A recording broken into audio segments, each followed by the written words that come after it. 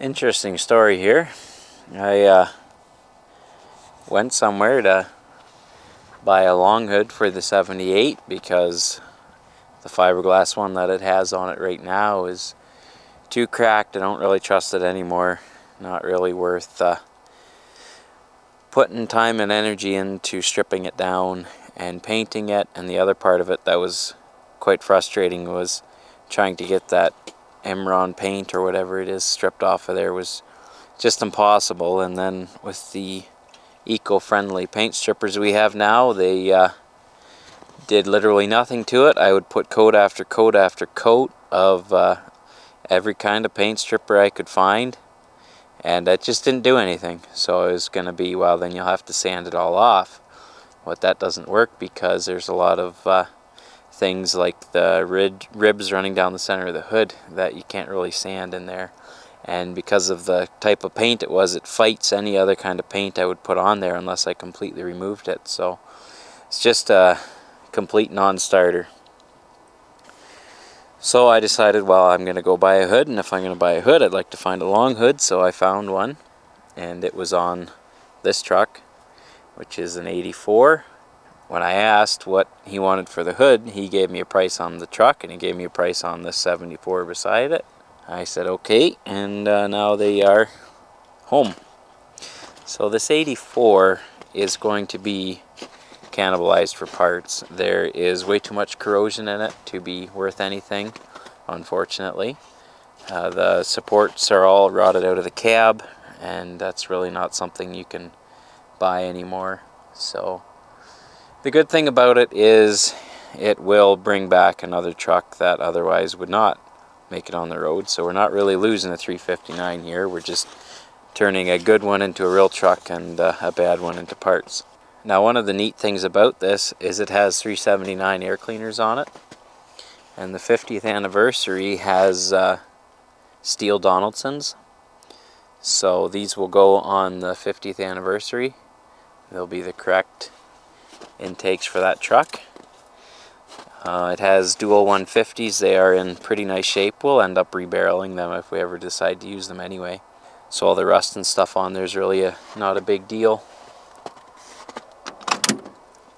It does not have the factory heat shields anymore. That's kind of a bummer. At one point this interior was gray, but I'm assuming this was a lot of heavy smoking and stuff like that has turned it quite yellow. This dash cowl will end up getting used in the 85. I haven't done a video of the 85 yet, but it needs a dash cowl. It's on the road. It's still in perfect working order, so that's why you've never seen it. Also, the AC switch I would like for the 78 because mine just has a hole in the dash there. And this knob, since we're putting a 13 speed in the 87, we'll end up using the internals of this knob to run a 13 speed instead of the 15. It does have an air assist hood, which isn't really worth much, but that switch will be handy in this little label, and maybe someday we'll have another one that needs a label, or we'll put an air assist hood on something. I highly doubt that. It has the nice 3-spoke Pete wheel. Unfortunately, this part of it must be bad, but other than that, it looks pretty nice. A nice signal stat. Even having the extra steering wheel column will be nice, just because if we decide to go get one chromed, we can have one on the shelf. And also these timers are getting hard to find, so we will we'll steal that out of here. And that dimmer knob, I need one for the 78. There's a lot of things in here that are going to come in really handy.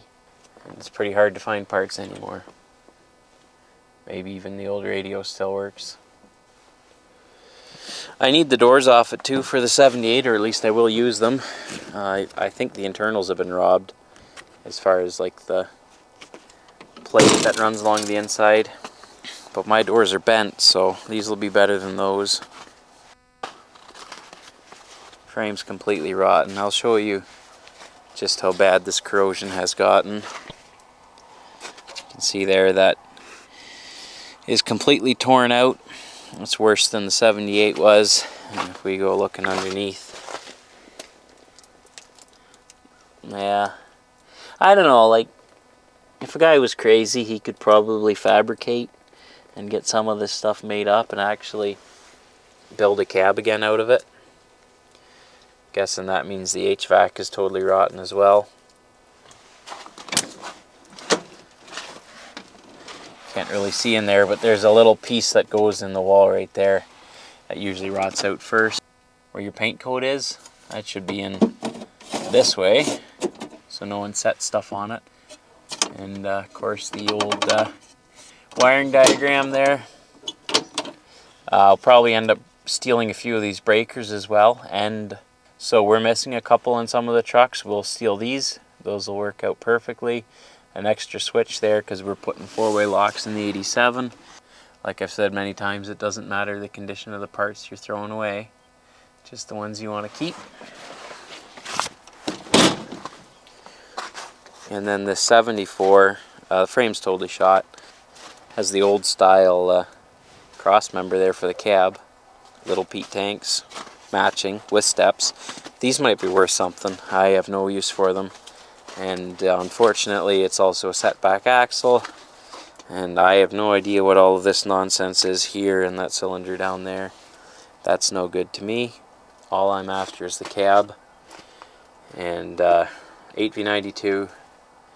I don't know if it runs, haven't looked into it. We'll make a video of trying to get it running. That should be fun, but I've got no interest in this either. I'd happily send that down the road along with the 13-speed. Has dual square intakes, both sides. That's kind of rare. The old far intakes. Almost no corrosion on the cab at all. It was painted with a brush at one point. I'll have to look at it closer. I have honestly not really even gone through these trucks at all. I just kind of bought them at a glance and decided I'd take a look at them when I got home. It has the upholstered interior, which is pretty nice. Not your typical. It's kind of a buckskin with a fake stitching in it. I've never seen that before, honestly.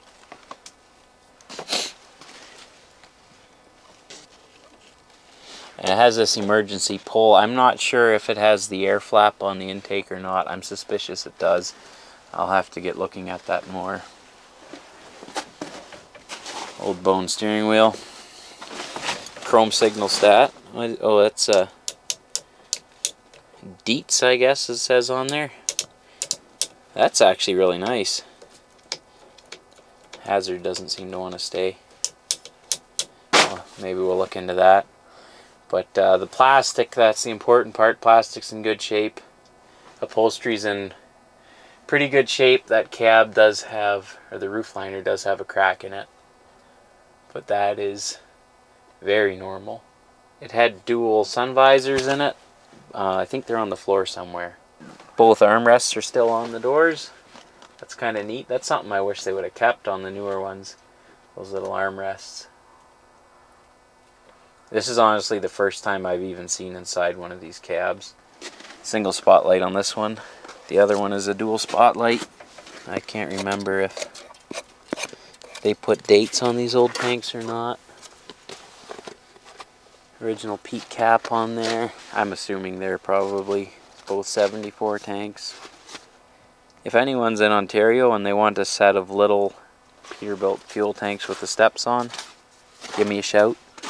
I can't vouch that they're any good, but if anyone's really interested, there's obviously a wee bit of damage there because of the exhaust touching it, but if anyone's interested, let me know.